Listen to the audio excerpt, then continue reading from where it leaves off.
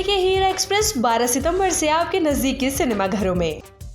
Delhi NCR में वाहनों से होने वाले प्रदूषण को रोकने के लिए केंद्र सरकार एक बड़ी योजना बना रही है। इसके तहत 3 चरणों वाली एक व्यापक स्कीम तैयार की जा रही है। इसका मकसद इस क्षेत्र में रजिस्टर्ड करीब 2 लाख ऐसे ट्रकों को धीरे धीरे हटाना है जो BS6 उत्सर्जन नियमों का पालन नहीं करते।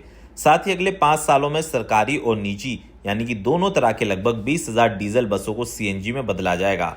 टाइम्स ऑफ इंडिया की एक रिपोर्ट के अनुसार केंद्र सरकार दिल्ली और पूर्व राष्ट्रीय राजधानी यानी कि एनसीआर में ट्रक मालिकों को वित्तीय सहायता और ब्याज पर सब्सिडी देने जैसे कई विकल्पों पर अब विचार भी कर रही है ताकि वे अपने पुराने वाहनों को BS6 ट्रकों में से बदल सके। दिल्ली एनसीआर में रजिस्टर्ड करीब 20,000 डीजल बसों को CNG वाहनों में बदलने की योजना लगभग तैयार कर ली गई है, जिस पर हम कह सकते हैं कि 2500 करोड़ रुपए का खर्च सरकार पर आ सकता है।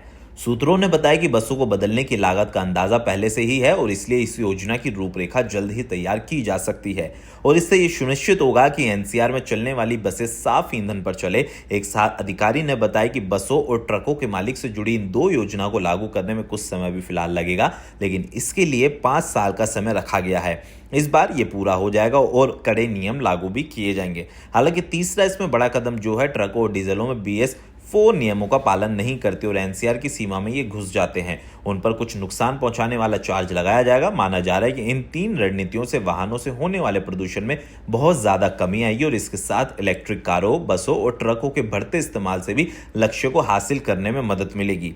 हालांकि सरकारी आंकड़े के अनुसार दिल्ली एनसीआर में लगभग 3.3 करोड़ रजिस्टर्ड वाहन हैं और इनमें से करीब 2.2 करोड़ के पास वैध पंजीकरण और फिटनेस सर्टिफिकेट है। हालांकि एक संसदीय समिति को दी गई प्रस्तुति में सरकार ने बताया कि दिल्ली एनसीआर में लगभग 7 लाख मध्यम और भारी कमर्शियल वाहन रजिस्टर्ड है, जिसमें से 3 लाख से कुछ ज्यादा के पास वैध पंजीकरण और फिटनेस सर्टिफिकेट है। हालांकि अब कह सकते हैं कि सर्दियां शुरू हो रही है और प्रदूषण को कंट्रोल करने के लिए दिल्ली सरकार अभी से कई नियम बना रही ताकि भविष्य में पहले की तरह कोई गलती ना हो। और आम आदमी पार्टी लगातार प्रदूषण को लेकर दिल्ली सरकार से सवाल करती रहती है, लेकिन पर्यावरण मंत्री मनजिंदर सिंह सिरसा ने साफ तौर पर कहा है कि प्रदूषण को कंट्रोल करने के लिए बीजेपी की सरकार हर वो कदम उठा रही है जो पिछले 10 सालों में नहीं किया गया। चाहे एंटी स्मोक गन तैनात करने की बात हो या फिर पानी का छिड़काव करने की बात हो, इन सभी चीजों पर अभी से ही दिल्ली सरकार ध्यान दे रही है ताकि सर्दियां आते आते प्रदूषण को कंट्रोल किया जा सके और AQI लेवल बढ़े ना। देखिए हीरा एक्सप्रेस 12 सितंबर से आपके नजदीकी सिनेमा घरों में।